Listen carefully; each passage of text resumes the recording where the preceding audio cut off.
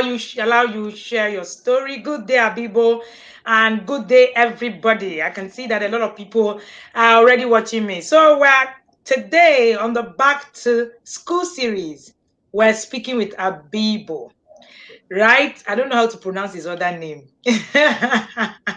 Abibo is not just somebody that I know randomly. Abibo is also a young man that I've also worked with for a while now.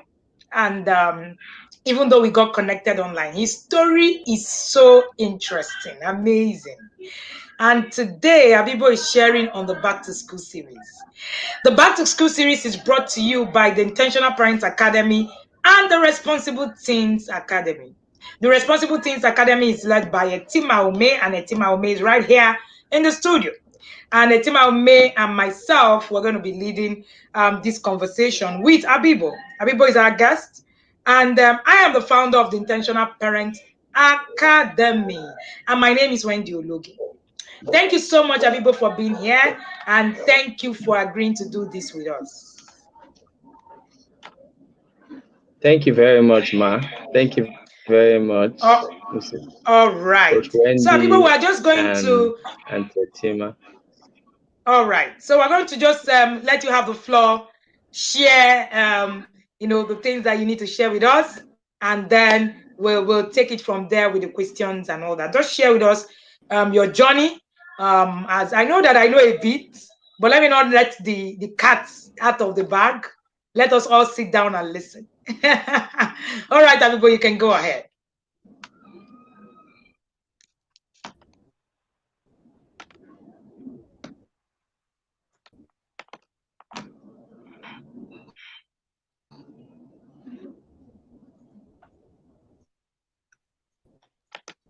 Hi, Abibo, can you hear me?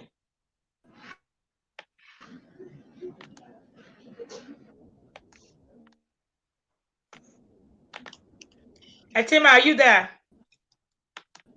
Yeah, I'm here. Okay, I guess Abibo is still trying to fix something. Please, can we go ahead while we wait for him? Yeah, okay. So today's discussion is going to be focused on the boys. A lot of things happen to the boys when they go, into school. Maybe some parents are a bit more focused on the girls, okay, because you feel like the girl is the one that can get pregnant. The girl is the one that can really bring that shame thing that we talk about and all that. So we kind of really, a lot of parents, that is, put a lot of attention on the girls.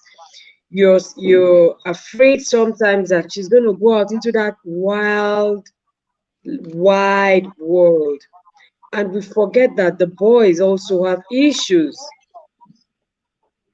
I was talking with some of my mentees yesterday. One of them was supposed to also be, on the series, and he was just going to share a bit, and my ears were like, enough already. What happens, male campus, male hostel, male lodge, where guys are hanging out, where they're living, the kind of things that they do, the way the camp girls, the way they do alcohol, all the terrible things that they do out there. And many of them just join the bandwagon. Okay, they just jump in. We're now in school, the big boys. We call the shots. Oh, we made it here finally. Many of my guys, couldn't get admission, but I did, and I'm here, and they're excited, and they just throw caution to the wind. We need to hold our boys accountable. I'm actually very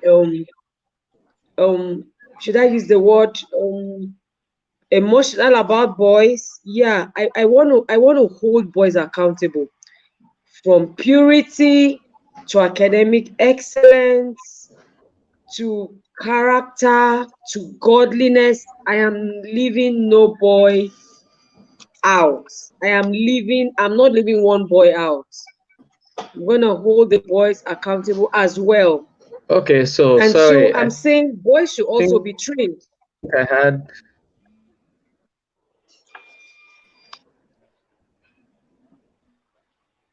Are you okay now? Okay, I think he's still having issues. Go ahead, Etima. So I'm saying boys should also be trained. Boys should know that when they get on campus, they will have issues. They will have issues. You know, they'll have trials too. Yes, yesterday we talked about the girls having trials. The boys have as well. They have the cult issues, they have drugs as well. They're the ones that go for these parties. They're the ones that can party from the beginning of the session to the last day. They're the ones that can bully others in class. I remember those days, those like big boys kind of people, when they come into class, they look at you up and down, and they want to just collect your notes. You know, they want to just, they look at you, the people that they call like the bookies, the bookworms, and they want to just bully you, get up from that seat, bring that, show me your, when we're writing tests, they just look at you like, open your paper, open, Mm. open that answer sheet of yours, and let me just write everything you're writing. They have this feeling like, I remember once a girl was actually bold enough to say, "Excuse me, didn't you know we're having a test today? Why didn't you read?" And the boy gave her this look like, "Me, read." And I'm like, "So why are you here?" We want to tell our boys, our teen boys, that you are going to school to get knowledge. You are going to school to get a degree. You're going to school to become a better version of you. That's why you're going to school. Could it be that many of them don't even know why they are going to school? They just feel like, Mm. oh, I did well in school, I made a good jam score, okay, and then that's the next place to be, a higher institution. And then for many or for some, they are able to afford private, very comfortable, institutions, and then they are there. Boom. They don't really understand why they are there. So that's why we're taking our time to also call the boys out. You cannot go to school and camp a girl from like you're her sponsor. That's the word they used to use. You are you're her sponsor in school. Some of them come to school, they take their own funds, which their parents suffered to earn, use it to sponsor a girl through school. They are paying her fees, they are sorting out her accommodation, they are sorting out her issues with lecturers, sorting and everything. It becomes their sole responsibility. Why? You are also there as a student. You go there, you are okay, Uncle people, you're here. I'll just wrap up with my thoughts. You are there in school to become a graduate, to get a life for yourself. Don't get distracted. So let me let you have the floor.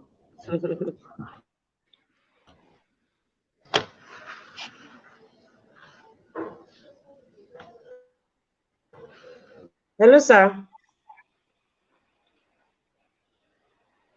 Go ahead, Etima. I think he's still having issues.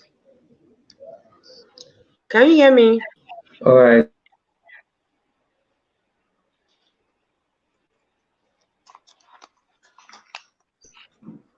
Okay, so Tiger was just saying how that at a party both girls and boys were raped. I was happy to hear Mm. not about the incident, but the fact that even the boys are not spared. Even the boys are not spared. They are also targets. Because when we talk about, especially from the purity angle, the boys just, they just wash themselves off and just like talk to the girls. They are the ones to get careful. They are the ones that can be raped. Okay, now we are hearing that boys are being raped at a party. They are usually the ones to organize the party. They are usually the ones to organize the girls, the drinks. They're the ones that that seem to carry the fun on their head, if I might use that word. But today we see that they are also at risk. So, as a boy, it's not okay. Let us please tell our sons. It's not okay for you, son, to go to school. Hard end. These days, it's becoming so difficult to get admission to become, settled in school. It's either it's fun, it's either, they're not getting the course of their choice. And then finally, you get admitted. Your parents send you off. And then you think that you can go to school and party all week, party every weekend. You think you can go to school and not attend lectures. You don't have that right. We're going to hold you accountable. We are going to hold you accountable. You don't have the right not to go to school and come out tops and do well. No, we're not saying you should be perfect. We're not saying that of course in university there's even no issue of who is first and who is second and who is last. But there are grades. There's a way, there's a way university students are graded. You should do well, not for anyone, for yourself. I like to always clarify that. I like to push the responsibility on the boys themselves, on the teenagers themselves. You're not doing well for mom to brag. Oh yeah, she might want that bragging rights. Okay, she might want it, but do it for yourself. You heard Uncle Owe say he did not finish school. You heard him say so. You will lose time, and time is not waiting for you. I see boys throw pity parties for themselves. Now my mate be that. Oh, this guy was my mate. Oh, I was smarter than him. Okay, so what decisions did you take? Is it his fault that you had to redo, your courses, that you had to change school? Is it his fault? Many of the times, boys, when they are throwing this pity party, they say things like his parents could afford it. No, it's not just about funds. It's not just about finance. It's also about the decisions you take, because it will show. Some of them act like good boys, like they always say among teenagers, chop clean mouths. Eventually, it will show. Everything you've been doing in the dark will come out to the open. It will show to us the kind of decisions you've been taking and you've been making. It will show. And like I always tell my teenagers and mentees, it starts from the first day. As you are going into college, as you're going into university, make up your mind. What kind of student am I going to be? Some of them come and they say things like, all this Jesus thing, all this church thing, all this advice, they start mimicking the way their parents have been counseling them. Serve God, oh. They actually say it that way. Love God, oh. Go to church, oh. Don't be a bad boy, oh. They mimic it. But the truth is this: the teenager himself needs to sit down, call himself for a meeting, like I like to put it, and tell himself, this is what I want. I'm not going to pass through university like every other boy, like the average boy, and just come out with stories, complicated stories. Those complicated stories that we talk about, from one problem to another. That's all you came out from university with. Excuse me. We can no longer accept your stories. And that's why we're taking the time out to do this back to school series, so that you can hear, you can see. Parents, you can tell your teenagers that these things are happening. Oh. They are not just social So media stories. I think Abibo is back here. Abibo, can you hear us This is now? back here. Yeah, can you? I'm sorry. Once I turned on, I think my network went bad, so I had to look for somewhere to ensure I'm live here. That's fine. That's fine. Thank you Okay, so can you much. hear me now? Sorry about that. Yes, if you're streaming from anywhere, please say hello in the comment section. I can't see any interaction from the guests, and I can see that a lot of people. There's a lot of noise in someone's background. Can that be worked on, please? There's a lot of interference noises. Uh, Can we please look at that? so that I our think guests I are think not there are distracted. children that are playing somewhere. I Oh, had okay. to ensure that I come out where Okay. I I can think have the noise is network gone now. for the class. The noise is gone now. All right. So please Okay, tell it's us where going you're to. watching us from. As Okay. interactive as possible. We're going to make this conversation interactive. I'm streaming live from the capital city of Abuja. Etima is streaming from Abuja as well. In fact, we're located in the same district. I think Abibo is streaming from PH, Port Harcourt today. Please tell us where you're watching us from and tell us, Yeah. a hello or a hi. We'd like to interact with you. Please make it as interactive as possible. Thank you again, Abibo, for being here. Abibo, just take us through the series. You already understand what it is that we want to share and how. Thank you so much. And before I forget, Abibo is also a coach that also teaches parents in the parenting circle. So go ahead, Abibo. We're listening to you. Okay, thank you very much. Thank you. I have a very nice story, and my journey from childhood to who I am today has been actually a journey from mess to miracle and to a message. I often say to a lot of parents that emotion is not enough. Knowledge is the right thing to apply when raising children. Okay, so I'm going to give us a very brief story from my childhood down to my university. I actually started smoking weed when I was 10 years old.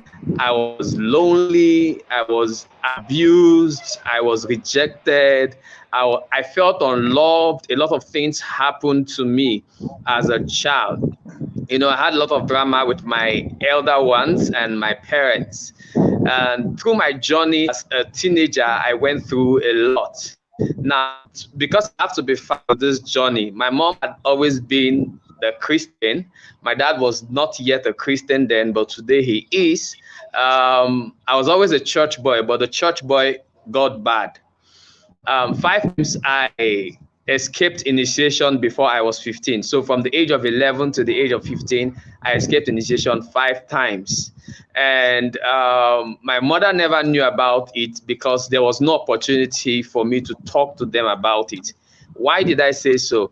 And Coach Wendy was talking about bedwetting. I'm going to say that because it's quite important for me. I bedwetted till I was in year 2 in university.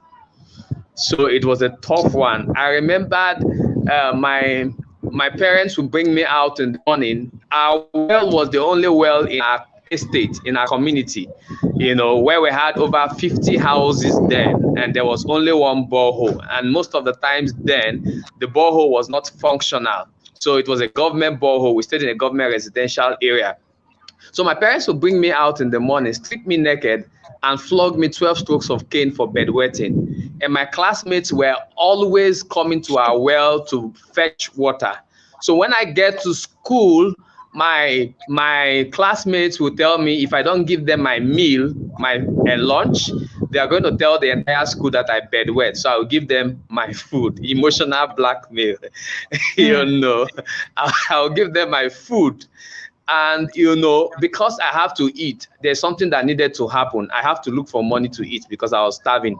So I'll look for a way to steal from my mother. That was how one of the reasons why I got into school where some of my classmates started saying, look, you can make money. So I started gambling when I was 11 years old. I remembered using one of school fees to gamble. The reason why I most times don't play Street Fighter, all these games, it's because I gambled with my school fees, I gambled with my lesson fee, I gambled my bag, my school textbook, I gambled a lot of things as a teenager. When I got stopped all of that, I remembered was when I got saved. But I remember the day I got saved, I mean receiving Jesus, I remembered what happened. We were supposed to be in the court, and they sent us on mission. I was 15 years old. They sent us to steal 17.4 million naira. I was the one that got the information to steal that money because the owner of the money, his son was our friend, and his son told us about the money so that he can have a share. Since he had been begging his father to give him some amount of money, the father refused. rather than communicating with the boy about the need for the money. I was in church that day monitoring the man. That was on a Sunday morning when the other boys went to steal that money. What happened was, as they tried to enter the house, the man had an information, all right, about it and asked Operation Flush to come to the house that morning. By the time they got there, and then the Operation Flush came, on their way trying to run away, the four of them were killed. So I was the only surviving person. I was 15, 17.4 million naira. My parents were not aware. Auntie Etima, are you here? Auntie Wendy, are you here? Yes, we can hear you loud and clear. Okay, so that was a journey, and then that night the plan they had was to come to our house, adopt me, pick me, and then take me to the bush or wherever we're supposed to do initiation for 4 good days. We'll be there behind the coffin or in the coffin and all of that in River State or Krika. By the time they came to the house that day, I was in the ceiling. My parents didn't know about it. They beat my mom, bruised her, flogged her, looking for me. They couldn't find me. I was shedding tears up in the roof. I was just crying. I didn't tell you, I had my first gun when I was 10 years old. I had my first gun when I was 10 years old. So I was selling bullets, and I had a bush where they were initiating boys in my community or my compound. Then I was 10. I was actually I was selling weed as at that time. I remember one of the time, I was 13 then. I carried about how many packs of weed to go and sell. Operation Flush caught us that day. They searched every other person. It was only me that they did not search. How it happened basically was, though I often say this, and I'm going to say it here, prayer is not the complete tool for effective parenting, but everybody needs to be prayerful. So I could remember that I was always hearing my mother's voice praying for me. So when the police people caught me, all I was saying was, amen, amen, amen. I was hearing my mother's voice saying, you would not die, you will not be destroyed, you were a blessing to generations. Now the policemen got angry and said, why is this boy shouting amen, amen? Come on, get out from that car, idiot. And they kicked me off the car. Prayer of a mother. She spent 8 years praying for my salvation. It's a process. So let me get into university, so that I won't spend too much of our time. If I'm giving value, I know I am. The first day in the university, I didn't have accommodation. So I spent 3 years at home, precisely waiting for a jam. They did not give me admission. They asked me money to get admission. So I had to go into the Polytechnic. Sorry, I went to Polytechnic. My first degree was Polytechnic. So I started with pre-ND, that's pre-national diploma. The first day in school, my first time in school, the first day in school, I got to the campus. As I was stepping out, a head was on the street of the campus. On the street of the campus, a boy was cut off. His head was shot off, and I came back home for 1 week. The boys that did it were my secondary school classmates, and these were boys that knew me. I was not a cultist. I intended to be part of the cult so that I can have a defense and then have some other power, as they often said to us, all right? And I didn't want to join any and anyhow cult. I wanted to join a global cult where I will grow to become a superior and then terrorize not just a city. I wanted to terrorize a nation, because I watch a lot of films from the guys like Tupac. I watch people like Pop Daddy and the rest of them, their music, and all of them were gangsters. I can't forget one song that they used to train us. You got to spend the most time life living in the gangster paradise. It means we're supposed to be gangsters to live in gangsters paradise. And the gangsters had money, they had fame, they had women, whatever they needed. So they were spraying money after money, time after time. So all those music were the songs Coolio, were the kind of music we're listening to. So I came back home. My parents didn't know what happened. I couldn't really tell them because we didn't have a relationship. So the next time I went to school, 3 things happened to me. My first day in class, Vikings came to me. Then I was bearded. I was keeping my hair, and I was always quiet and wearing glasses. Vikings came to me, took my Samsung A800. That was in 2004. Samsung A800 and took my 12,000 naira and beat me up. So I was born again then. I was actually working with teenagers. I was preaching around our community, and then some of the boys who actually wanted me to get into cult received the life of Christ because I encountered Jesus, So what happened was, when they beat me up, I made a statement that day. I said, the person that sent you and you that came against me, I give you 3 days. Somebody is going to die. My dear, come and see beating. They beat me. They broke my head. I was in the hospital. But guess what? The power of God worked. First, I knew that I was coming to school with an assignment to study and become the best in my department. Next, I knew that I was coming to cause a revolution on that campus. But I didn't know that it's going to start up on the first day where Vikings will attack me. I went to the hospital. The next day, they were looking for me in class. They did not see me. My classmates came to me and said, "Oh boy, no come school. Oh. Vikings, they find you everywhere."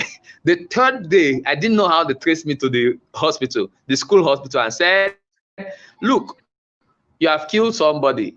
The person that sent us is dying. Please come and pray for him." I said, if I come to pray for him, number one, you will receive Jesus as Lord and Savior. Number two, you will give me my phone and my 12,000 naira. They said, we've sold the phone. I said, then the person will die. I was really afraid somehow in my own flesh, but in my spirit, I was strong. So it happened that the whole scenario happened. I went to the house. When I got to the house, there were boys to be initiated that day. Boys to be initiated that they were new students. Hey, so what happened was, I got there and I told them, look, I came with the gospel. I prayed for him. Instantly, the power of God moved and he got healed. And when they saw it, he knelt down and received the life of Christ. There were 9 boys that received the life of Christ that night. That night, 9 of them received the life of Christ. The next morning, Buccaneers came against me. They came against me. They attacked me on my way to school. They took me close to a bush and they said, we need you. Since Vikings can get you, we can get you. We heard your story from when you were young. I didn't know that before I came to school, some boys that were from my community who were in the school had played some past record, not knowing that I am no longer part of that life. I'm born again. They played some records. So when I came, I was like a tough man that people should just get, that once I'm in their team, that things are easy for them. Because I had military training. I joined Manowar and then I was made a parade commandant. I had military officers who trained me from Nigerian Air Force and then my army, before I was 15. So already I had military defense and I had some defense from some men who said, look, if you get into this cult, you're going to be Baron. And really, before I got into court, a lot of people felt I was a cultist because I was a terrorist. I was a quiet person. But once you try me, I show you who I am, And then they took me to the bush and I told them I'm born again. So while we're talking, I started praying in tongues. Once I started praying in tongues, I just made a statement. And I instantly saw like someone touching each of them and they slept. Each one of them, and they slept. The bush was not too far from my school. So I looked for a way, I came out.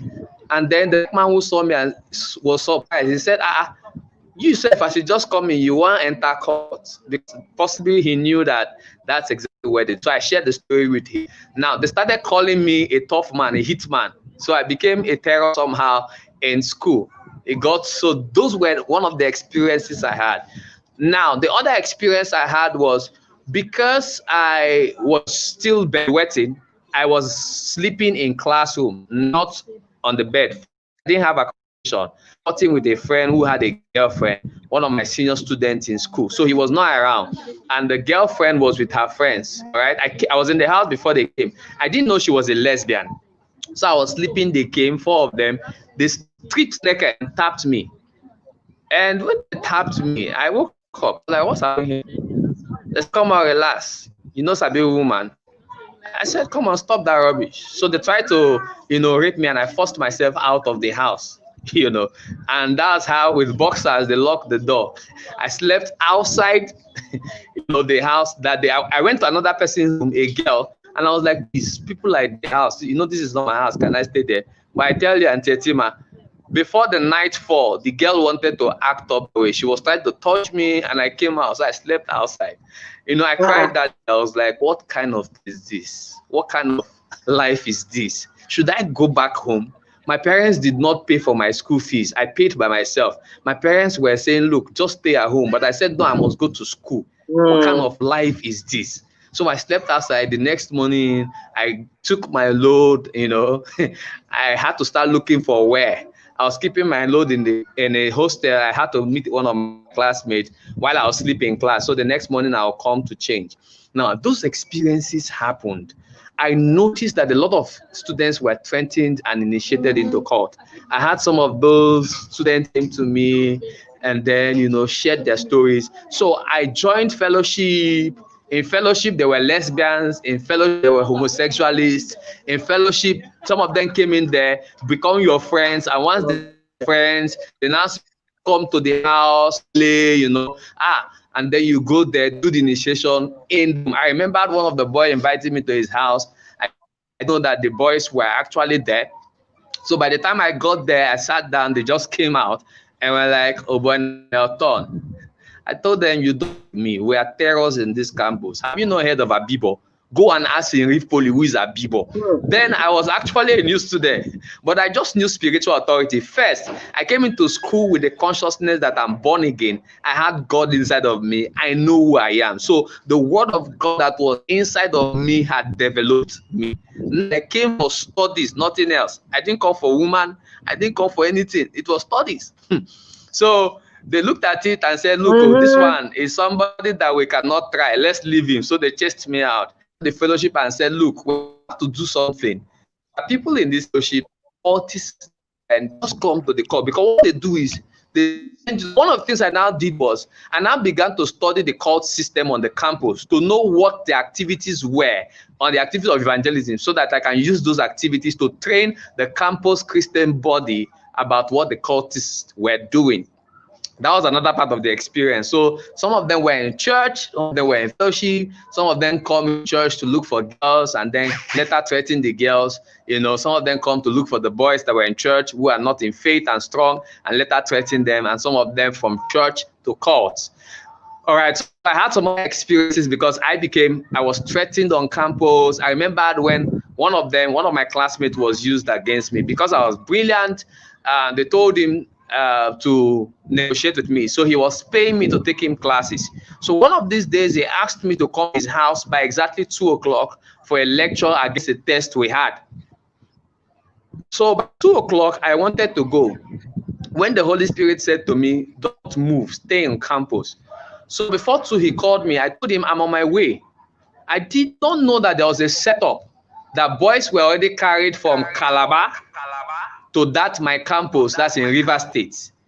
They were carried from Calabar to River State to shoot me because they said I was a threat to the junior students or the year 1 students and the apprentice students. A lot of them, when they want to initiate them, they come to me. And then once they come to me, they have a level of fear, So I was in my house, on campus, when I heard a gunshot because his building was just a fence behind our campus. When we heard a gunshot, and people started running, later to find out exactly it was in front of his house at the same spot where I was supposed to go to. A boy came to look for him for about 2 o'clock past 2, and they did not know that it was not me. The boy was facing the door, opened the net of the door to get into the house, and they shot him 4 good times, only to realize that it was not me that was shot. Because when he came out into the bus, he saw me, but he had already heard the shots. That was the last time I saw James in the campus. Till date, I have not heard from James. I have not seen James. So you see what I was saying is I never knew so many of these things were on campus. Nobody told me about these things on campus. I never knew the campus life was like this. I was actually going through a lot on campus. That was my year 1, or my pre-ending. By end 1, I had issues with lecturers because something was the game. I remember getting into school and a lecturer told me, read to know, sort to pass. I say in my culture, we don't sort to pass. We pass by study. So I cannot sort to pass. I never sorted in my secondary school.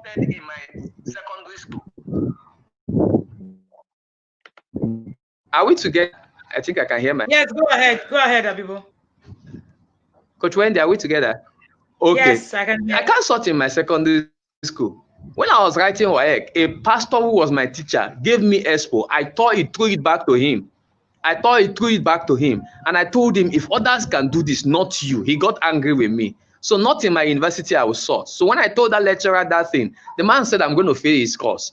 I studied, I passed that course, but the man failed me. I wrote against the man to the school, but because he was one of the tough men on the campus, my age was playing around it and said he cannot do anything. That look, the school cannot do anything to this man, to forget it. So I had to leave it, So I had to read again for the next year to pass that course. But the point was, lecturers were failing students who did not sleep with them, failing students who refused to sort. And I told myself I can't sort, So I had an extra year in my ND because of 200 naira. A lecturer said, look, if you don't give me 200 naira, you fail my course. A course I saw that I made, somebody that made 30 over 30 in CA, how can he fail the exam? And wrote the exam and prepared people for the exam. How can he fail it? But lecturer said I had 39 over 100 in my everything. And I told him it's not true. They should bring my script for remarking. They said they cannot. But he said I have to pay him 200 naira for sorting. I said, no, I came out to this school with the resolve that I will read and pass without giving a lecturer a dime. So that when I become a lecturer on campus, nobody will go tell me that, look, I knew Abibo when he was in university. He sorted me. I had my resolves, I had my values, I had my system. I did not look whether my parents had the money or not. I told myself truth. I did not care whether, look, we are rich or we're not rich. No.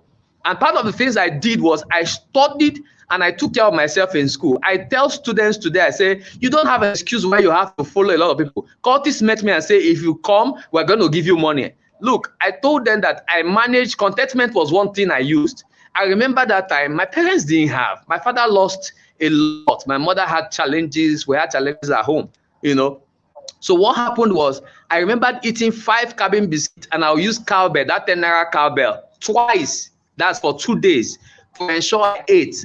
And I'm going to school, I will eat without meat. What happened was, I started converting my knowledge to currency.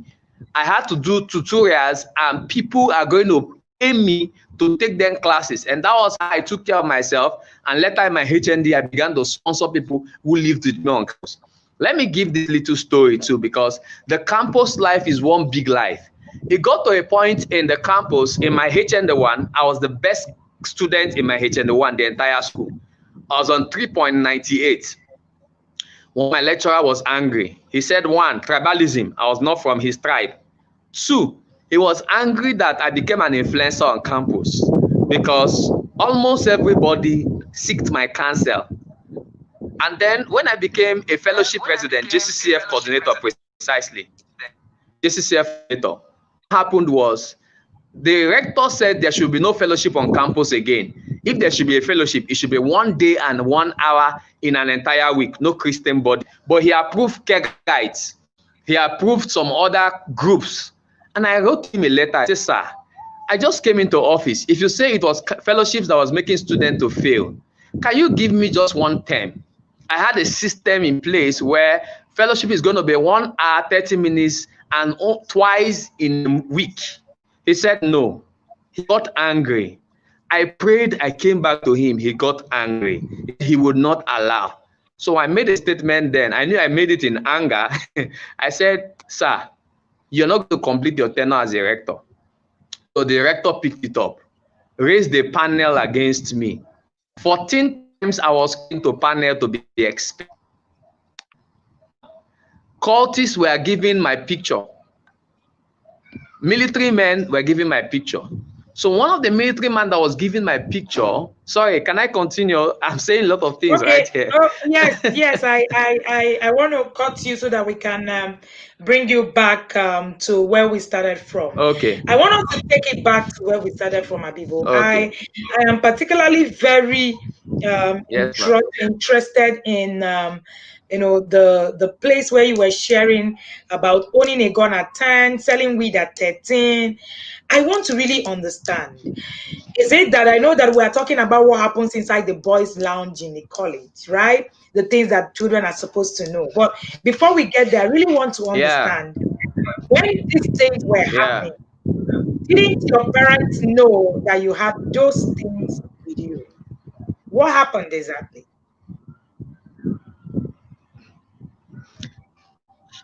Okay, they didn't know. So this was what happened.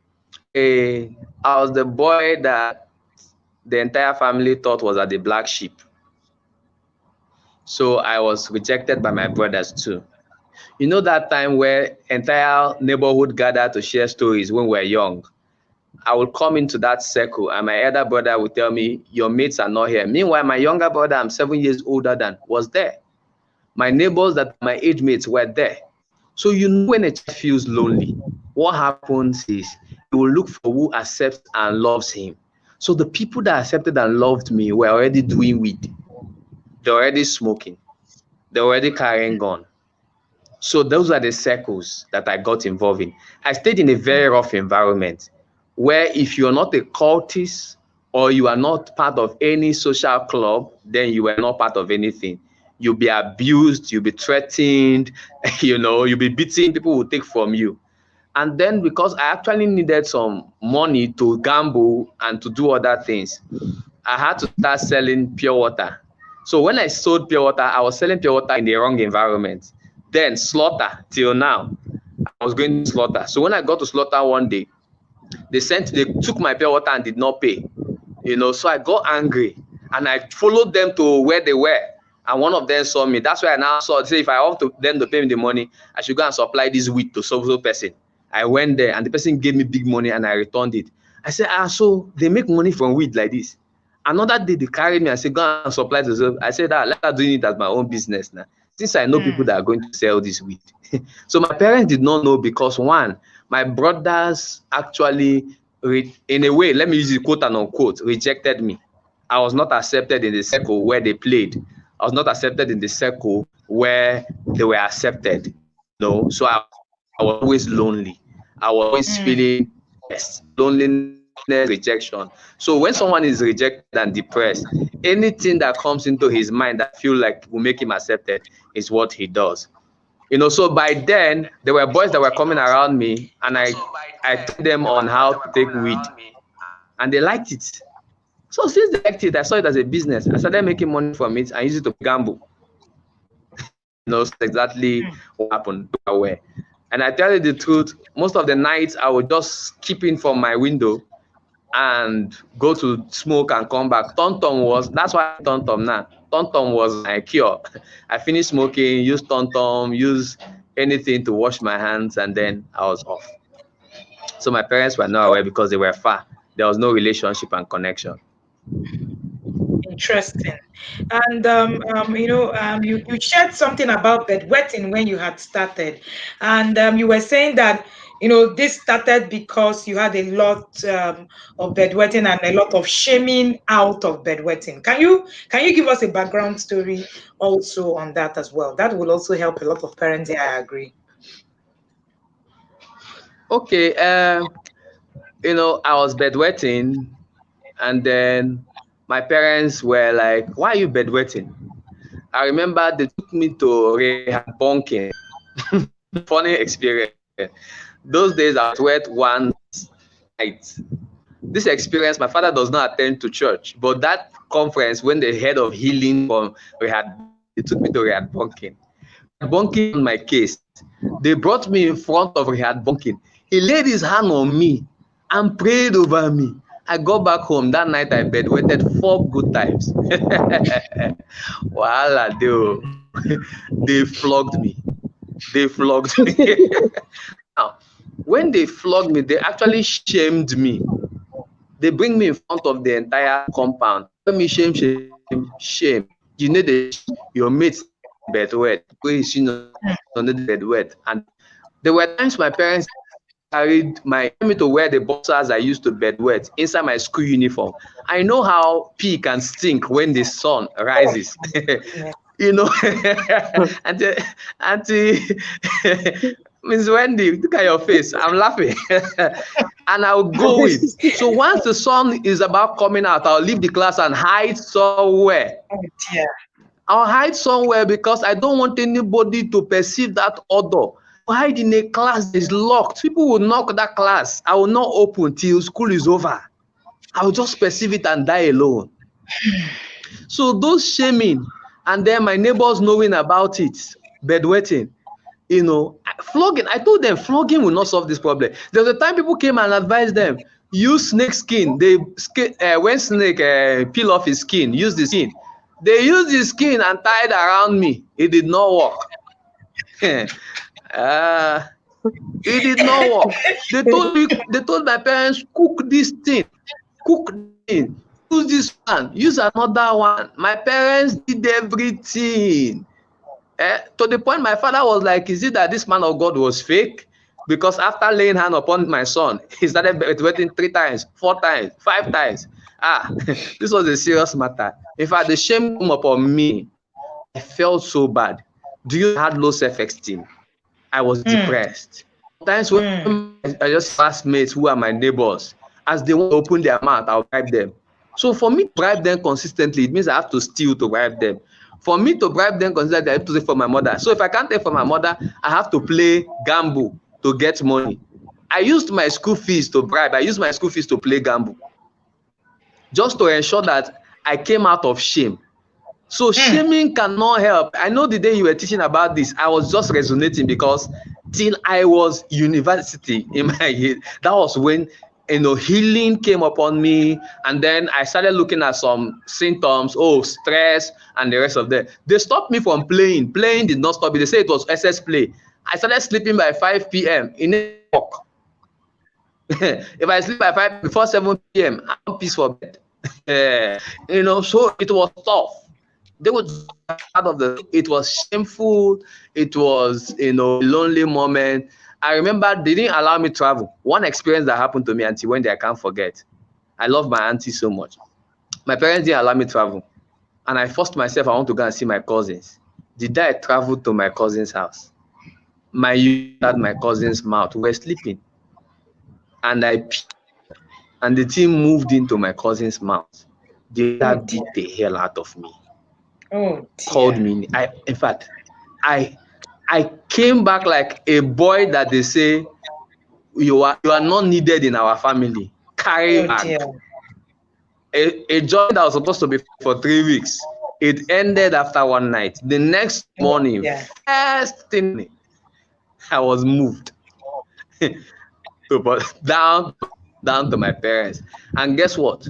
My parents started, we told you not to go. You have disgraced us. Shame. Oh God, come and see me. Anytime I talk to my brothers, they'll say, you want to follow us and play ball? You that used to bet wet. Oh God. Auntie Wendy. Wow. It was not an easy journey. Shame doesn't solve this problem. So Abibo, so part of what has happened to you on your journey was obviously your parents not knowing what they should have done when they had a challenge with you. Bedwetting was an issue. From what I'm even saying, it's as if all the things that happened started from the bedwetting issue. Yeah. Am I right? That's where everything, went round. Anger. So everything he did was to be able to get himself out of the shame. Imagine what a child is going through just because they are ashamed. Everybody wants to run away from shame, which is natural every time. So for every time that we see shame, nobody likes shame. Every time we see shame, we look for a way. And Abiba, I was saying that it means that everything that happened to you, the loneliness, the rejection, all had, a thing about bedwetting. A lot of them could be pointed to you bedwetting, and then part of it. Yes.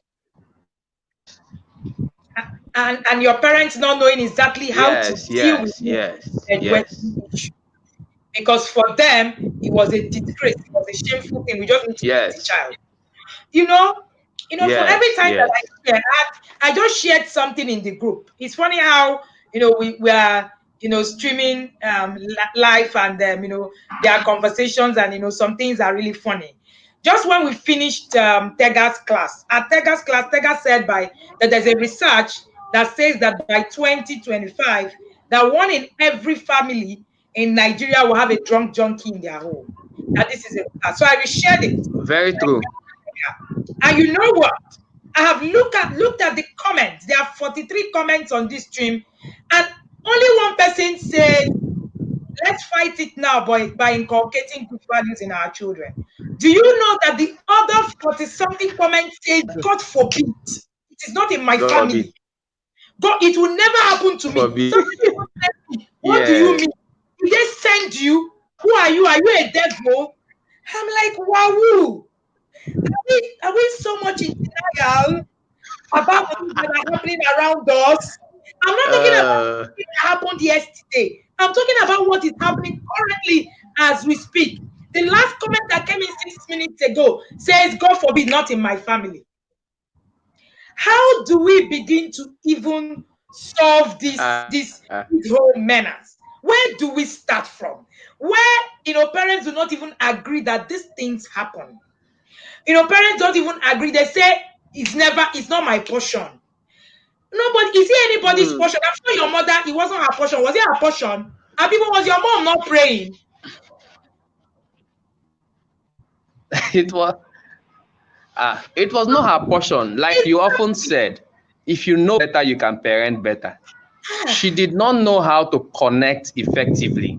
In fact, do you know that when I started learning how to connect with teenagers, that's when I started teaching my mother how to connect with teenagers. She said, oh, that's why I'm sorry. I've been training my mother on parent currently so that she's on her grandparent. And in an effective way, so they didn't know how to connect them. Abibo, thank you so much for sharing with us. Etima, are you here? I'm here. Oh. I want to take you back. I keep saying that God forbid is not a parenting strategy. Not a parenting strategy. Go ahead, Etima. Okay, Uncle Abibo, let me take you back to when you were in school. What is this thing about boys and strife? Boys and fights. Those, even to the extent that it gets into like campus fellowship and all that. What can we do? Because I know that some teenagers will be going into college very peaceful. And it seems to me like even when you are peaceful, the trouble will come to you. Is there anything that the teenagers can do to pass through school without this unnecessary trouble? Boys, they're either fighting for a woman, they're fighting for power, they're always fighting for something. What can they do?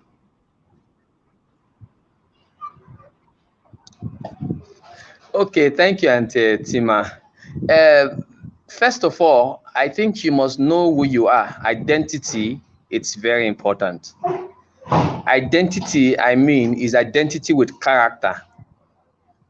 Oh, they are out. If anybody is here, please let me know. No, go ahead. Go ahead. I think I'm the only person here. Go ahead. Okay. I'm here. So the first thing you need to have is an identity. Identity that is built laced with character. Like I said, character is everything. When you know who you are and you know where you came to school and you know your value, the truth is, even when the fights come, because the fights will come, you know how to handle it. There's something I say, and I say it again. When your character is lacking, your charisma can't hold your future, and anybody can take hold of you. So they threatened my character because there were times they sent girls to come. The lecturer sent girls to come. So if I had a girlfriend, then they can undo me. But I didn't have a girlfriend. They sent the ones for fellowship. So I saw that it was character problem. So if they know that, look, they try everything, they did a lot of things, but because I was resolved, I started building my character, and I went there with character, and I said, look, I didn't come for girls, find girls. As a fellowship president, as a JCA coordinator, you have a lot of them, fellowship, I want to do this for you. I told myself, look, Abibo, you came in for the right reason, and you're going out with the right reason. So there is nothing. When you have a character flaw, when they start looking at it and you can play with your character, they will pick you. Because look at it, like you said, power, women, especially women, you are in the wrong environment with the wrong kind of peers. So another thing is association. Who do you associate with? Who do you spend your time with? Where do you find yourself? See, your secondary school mate is not your life mate. I often say this. The first day that I went to my secondary school mate's house, they were many. What they used to cook was not just Igbo. They used Igbo weed. That time tramadol had not started raining. They used tramadol and they used one other this thing, 5 of these things to cook. That day they used it to cook. People were eating, and that same day they ate, I refused to eat. You know, I heard the last speaker, Tega, was saying something about drink. If it's not you that opened it, if it's me that cooked it, or I'm not there when person cook and I don't trust your character, I don't eat it. So you must know where you go to.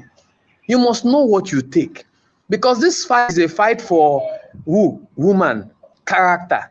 You know, this guy say he's a believer. Let's watch if he's a believer. Once she can catch you, that forget it. You know, so must have that, like I said, identity, character, value. Know your why. Your why is very important, and stay true to your why. Stay true to your why. Another thing you have to do is, as much as you can, be intelligent. And then don't compromise your stand, your academic stands. I knew a lecturer who sent students, because I was his course rep, to come and pay me money and sorting. I can't take sorting for the lecture. Meanwhile, his course rep that take sorting, he fails that rep without telling him. So when he came and met me and said, look, people are coming to pay sorting. Why can't you? I said, sir, first of all, we discussed when you made me course rep that I can't take sorting for you. He said he had told, he got angry. Later, do you know what this man told me? In fact, he gave me 50,000 naira and told me that man with character, that many of his steps sorting from, and even and they'll look for mutilate the scores on this thing and then work on it. So character is everything. And these things begin from home. It begins with the skills. You know, when Wendy brought about that 13 skills, it begins with the skills your parents teach you. See, it's not what you tell the child that matters a lot. It is who you are to the child, how you connect with this child, how you prepare the child, so that when things are happening, the child come back with a feedback to inform you. I couldn't call home. Let me say this to parents right now, even as you listen to me. Don't control your children, connect with them, prepare them for independence. I remembered something. My years in school, my father never called me one day. It hurt my spirit. I remembered another thing. All my elder siblings, their matriculation will go, will cook and everything. My matriculation, not even matriculation gown. My parents didn't pay for it. I knew they were challenged, but I did not get a call on matriculation day.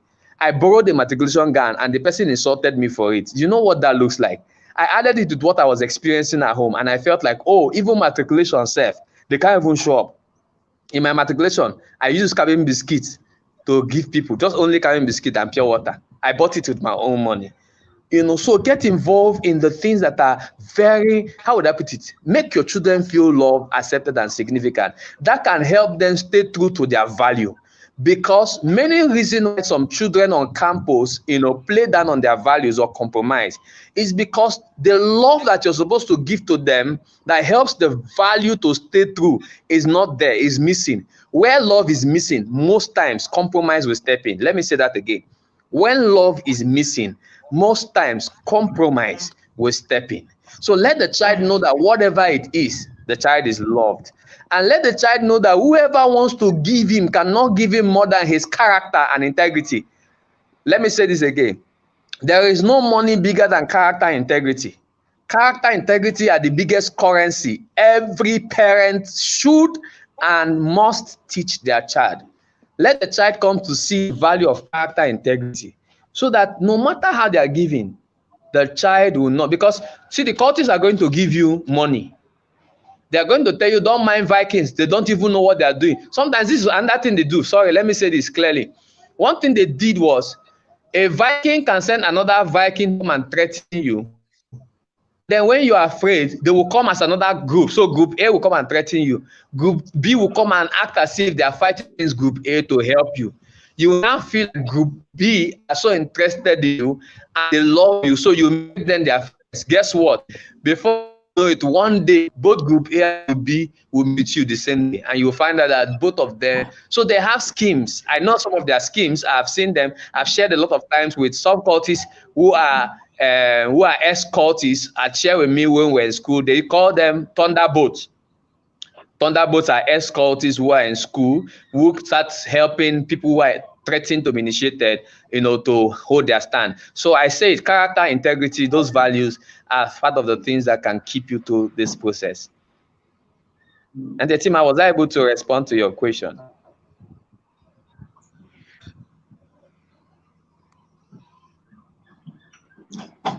Thank you so much. This is really awesome and key, especially for the young boys. You need to know that as they go into school, the giant will not disappear just because you arrived. Mm-hmm. The giant will stay, but with integrity, with character, and then with your value system, which I believe is the foundation for everything, every character that will be displayed by these young adults, then they'll be able to scale through. So thank you so much. Thank you. I when I see you, when I hear your story, I just look at you like a rugged man, somebody that just went in. You were standing against the tide, and then you just came out stronger. I know it wasn't easy, but thank you so much. Thank you. I'm holding on to a lot of lessons that I will share with the teenagers as they go to school. I'm sorry about, I heard when you said that when we show our children love and acceptance, it helps them hold the values clearly. I remember when I said that even your ability to connect with your children as a parent can interfere with your discipline strategy. Your ability to connect with them, you're talking to them about purity, and then they cannot connect with you. In their mind, they're like, you how?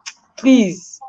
So that love, that connection, that acceptance is really very important. A lot of teenagers act as if they don't need these things, but they do, because when there is a lack of it, then we start seeing lapses. Yeah, Then we start seeing them, falling into all the traps that are set for them from year 1 to year 4, or to year final, depending on which course they are doing.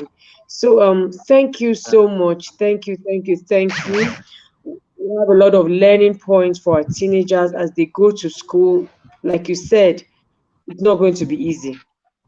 That's the truth. Whether it's a private school, whether it's a public school, yeah, whether it's a status school, the trials are there. I heard our guest yesterday say that on private schools, or rather on private campuses, that they do their initiations in the room. So there's no bush. You're not going anywhere. Everywhere is, well packaged. So they do the initiations right there in the room. So that means our yeah, teenagers have still not escaped. The school hasn't exempted them from these challenges. They only need to hold on to God, yeah. hold on to this So, character, hold on to their value let me say, system. Mm. yeah, Go ahead. let me say something so that we can also remember this. See, these lesbians, I don't want to talk about my encounter with homosexuality stories. I have a lot of this. I've been this mess. I've been going on this thing. But you see, lesbians, homosexualists, cultists, they are actually ambassadors. Let me say this. They have understood discipleship.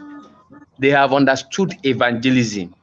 So when parents do not disciple, Mhm. discipline, the discipline is not a punishment. When they don't train, these people have their training patterns and system.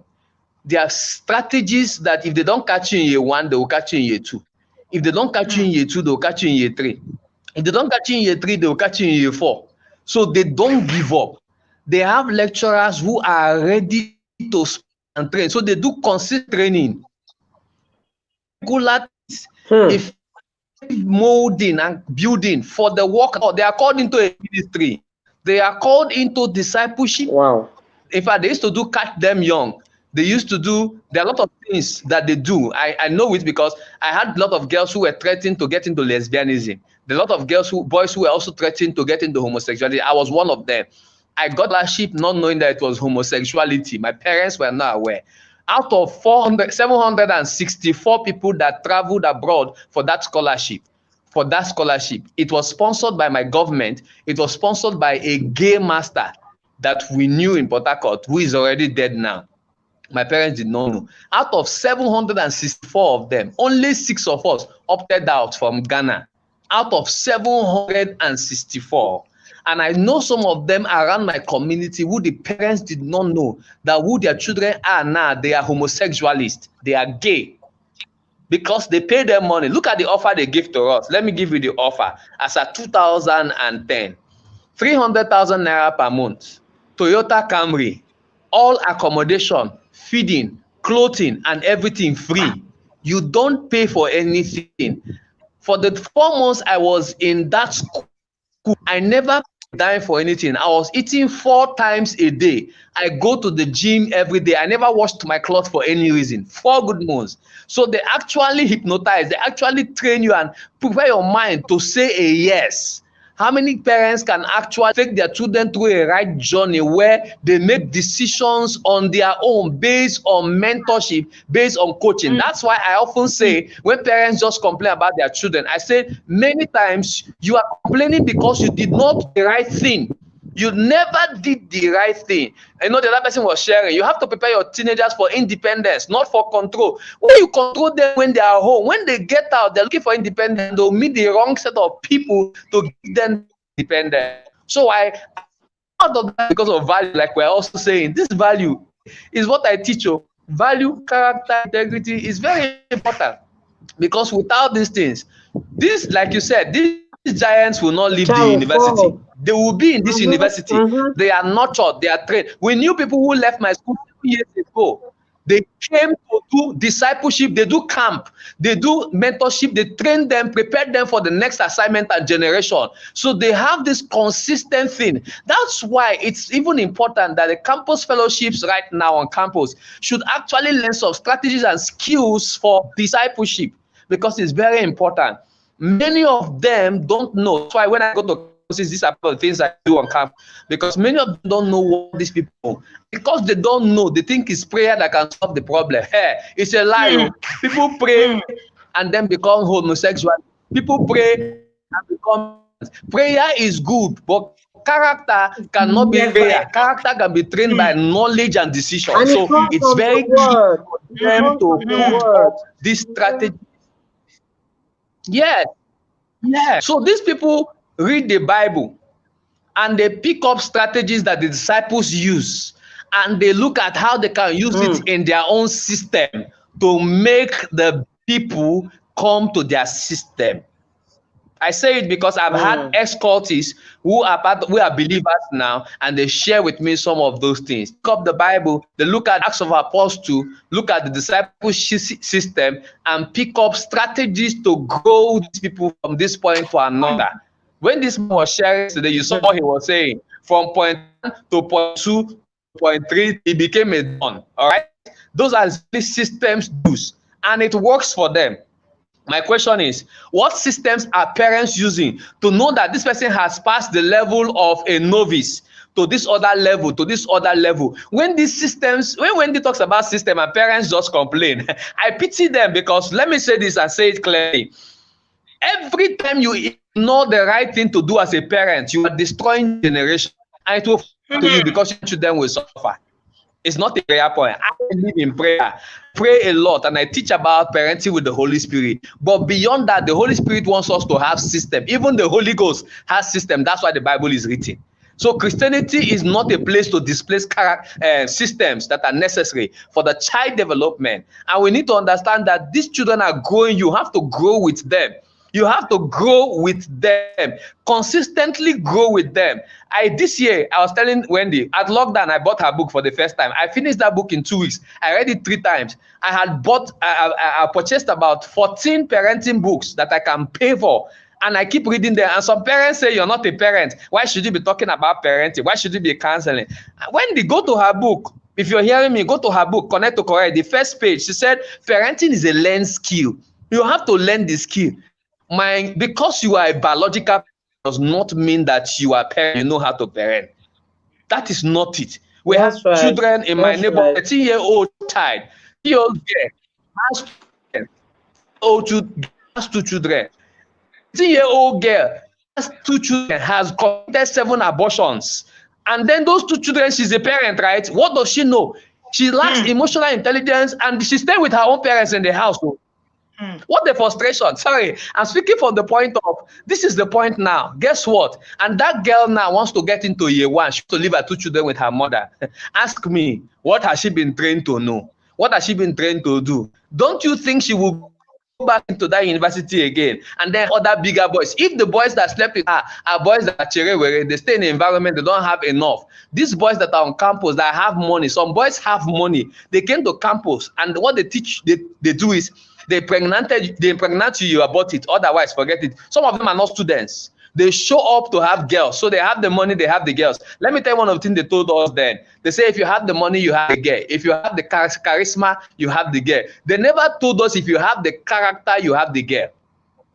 So they have this discipleship system. If I go on, there are things I will want to share, but time will not allow us. But these are things, the current system, this lady was talking about, in the next 5 years, 1 of 5 is going to be addicted to alcohol or drugs.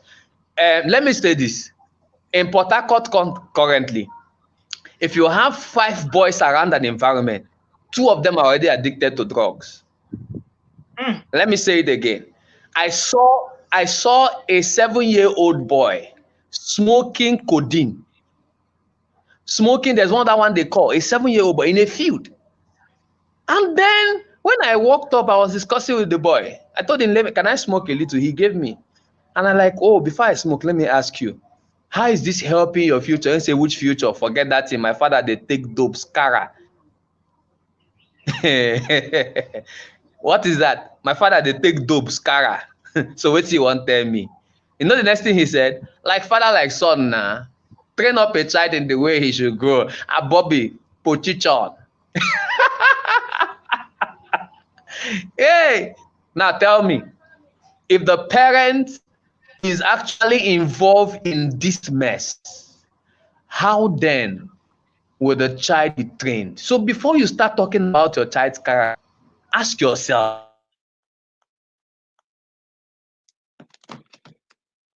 I what think is my we own? have. You cannot expect a wrong. Okay, I have to go. Yeah, Sorry. go ahead. You got cut Thank you off very with much. the network. Okay. So you have to check all these things. You have to look at all these things. The parent, what is your value? Not just to write that value system. Are you having your own value system? Those value systems, are they working in your life? How can a parent who actually is sleeping with other men tell his daughter or her daughter and say, look, oh, this thing you want to do is not good? A daughter was telling the uncle, I cannot hold it again. They've been persuading me, but I cannot. As I talk to you, I saw my mother with one uncle with respect on the bed. So the values are important. So these children come out with some of these things, and when they get to university, it becomes the freedom for them. So as we are saying, I'm encouraging parents, we have some work to do. God bless you. Thank you very much. Thank you so much, Abibo, for sharing with us. If you've been listening to us, this is our Back to School series. And our Back to School series have had 4 people being interviewed on this platform, where we've been looking at what are the things that happen to people when they get into university without even having, some foundations. And I told you that in collaboration with the Responsible Teens Academy, that we brought this Back to School series with parents. And part of what the Responsible Teens Academy also does is that they help children to be able to prepare for the future. So they help teenagers to be able to move from one point to another. Etima Ume is the founder of the Responsible Teens Academy. I've known Etima for a while, and trust me, Etima Ume have worked with so many teenagers. In fact, teenagers who have now become coaches themselves, who are now mentoring teenagers and all that, for years.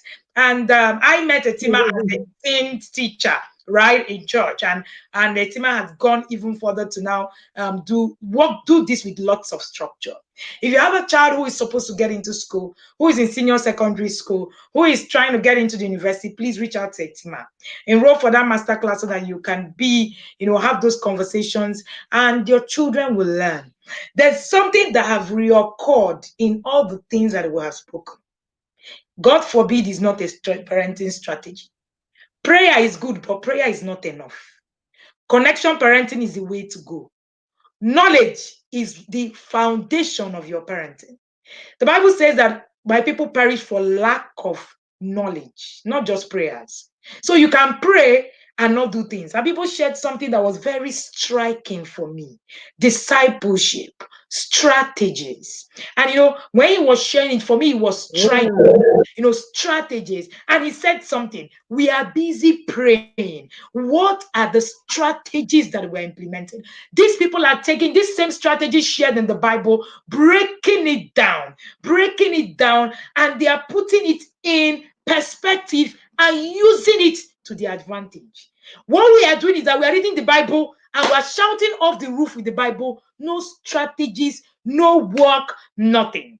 I was sharing at our Zoom session that we had last with some parents who got a copy of our guide. And I was sharing about the sons of Issachar. When people say, oh, spread the rod, they quote it like they know the Bible more than you. I look at them and I really have a good laugh. I was sharing about the sons of Issachar, and I was saying, why did the Bible pick out those children? It's because they understood the times. Do you understand the times where we are in? This should be one of your biggest anchor, your biggest takeaway. What exactly are you teaching your children? Or are you just assuming that, because you are a parent, you have automatically become someone that can raise children? No, being a parent is not enough. There's a lot of knowledge out there for you to grab. Part of what we're saying is that you can reach out to people who can help you. It is an error to think that only you can do this journey. It's an error in itself. And I've been sharing this since yesterday. And if you're just joining us today, this is the Intentional Parent Academy and the Responsible Teens Academy hosting a back to school series with you. I feel like continuing this back to school series, every day, just, sharing people's experiences, because share their experiences. It's not from coach. It's not just coach. Maybe you might say she doesn't have enough experiences to share. But we're hearing it from people who have gone through the roads, who have, been able to go through a lot of things. How do you have a child 10 years, had a gun, and you, the parent in the home, didn't know? It's a failed system, and you are praying. What exactly are you praying for? Now, that's the question. So, as we're praying, prayer is good. But trust me, you need strategies. You need a plan. What plan do you have for that your child that is going into the university? What do you want to give them? What do you want to show them? If your child is going to go into the university, these things that people have shared now, he said something. He said, even the people who are born again on campus are getting into being gay. They're being lured into cultism. So it's not enough that your child is born again. No. I shared that statistics and people are saying, God forbid, my children are covered in the blood of Jesus. Oh, my children are born again. They're already rooted in the world. It's not enough. Your children must understand what they are there to face. What exactly will your child be facing as they get into that campus? Naivety is not the way to go. Assumption is a no. What does your child know? Stop assuming. Start going to work. Start getting to work. Don't telling me you cannot read. You don't have time to read. You don't have time to attend sessions. You don't have time to attend free sessions. Paid session, you don't have time. Anyone, you don't have time. What exactly now do you have time for? The truth is, these things the result, according to one of my mentors, he said the report card will be what becomes of our children in the latter day. Etima, what will be your last words as we round up on this session? Thank you again. You are So, muted, can Etima. you hear me? Yeah. Yes. My last words will be that it is still possible to have our children go into college, go into university, and come out even better. It only takes intentionality. It takes the right strategy, because I feel that someone is feeling overwhelmed. Oh, the vices out there, there are, there are so many. Will my child get swallowed up or get drowned? If you do the right thing, by the help of God, your child will come out strong. The truth is this: knowledge is a defense. I always Mm, say it.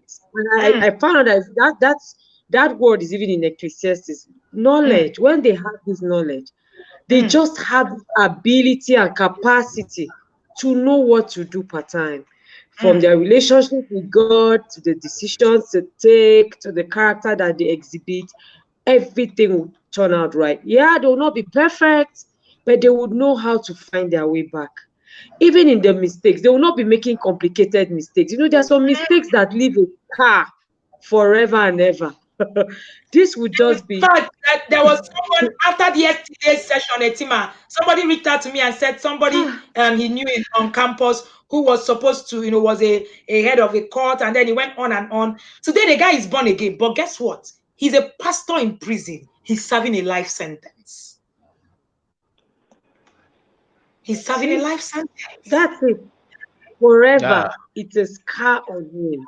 Not Mm. like they won't make mistakes, but they won't make mistakes that would live with them forever and ever. So my last words are: parents, gird your loins, stay strong, don't be overwhelmed, rather be strategic, be intentional.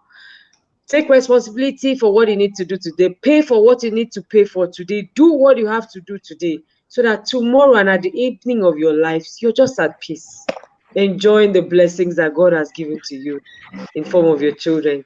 Thank you so much, ma'am. Thank you, Uncle People. Thank you, Abibo. What would be the last words you have for parents, please, Abibo?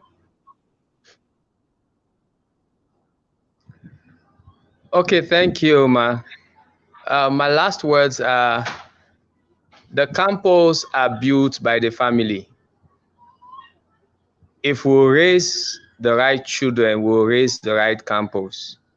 Expect your children to make mistakes, but prepare them to come out of the mistakes.